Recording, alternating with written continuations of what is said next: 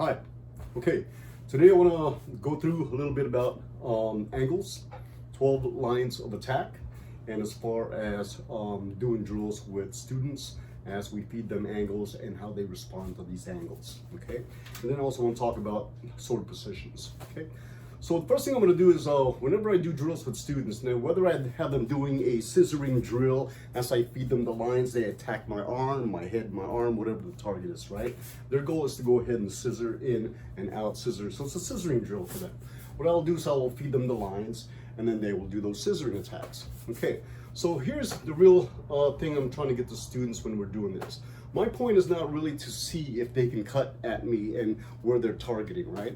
Although I do want to see that, but my main thing is really for their benefit is to feed them the correct lines so they can see a proper angle of attack. If I'm giving him an attack with an angle 1, he should know what this looks like.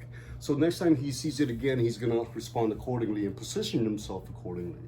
When I give him an angle 2 here, he knows it's a backhand, so he knows he's got to now position himself maybe at this side to get a better angle and safety.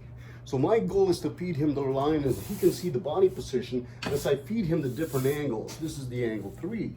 When I do an angle 4, he's going to see also that my body's positioned this way. He has to adjust for it. When I do an angle 5 or a thrust, this position will tell you it's a thrusting motion. So he can read that. He'll read the angle 6 this way.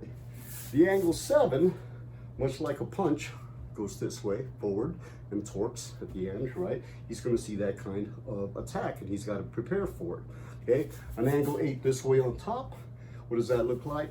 An angle 8 this way on top of the head. Going for the knee, what does that position look like? How's my body positioned?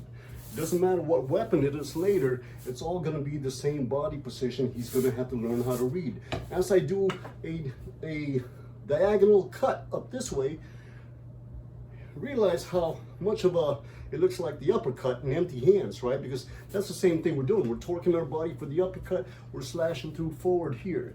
As I delivered the back cut this way, diagonal up, right? And again, seeing that position, what is that like? So really when we're doing these kind of drills, the benefit is really for them is to see how each angle of attack comes. Because whether it's sword, empty hands later, or other weapons, the body attacking positions will always be the same, okay? And the most important thing is for them to read that so they can respond accordingly. Once a student gets familiarized with this and they can see this, it slows down the process in a training situation or a fight situation because they can already see the angle coming and they can already position themselves accordingly, right? And that's what really we want to make sure we pass on to our students. What are we doing in the drill? What's the purpose of the drill? Who really gets the benefit and what's the benefit, right? So anytime we're doing drills with students, it involves feeding angles, okay? Keeping in mind that giving them the right position is very key and important for their training, okay? Because again, later on, if I'm doing this and I'm delivering an angle 7, if I'm delivering an angle 11, whatever it is, okay, it's the same position, okay? So they will see how the body reacts in certain attacking angles, okay? All right, hopefully that was useful.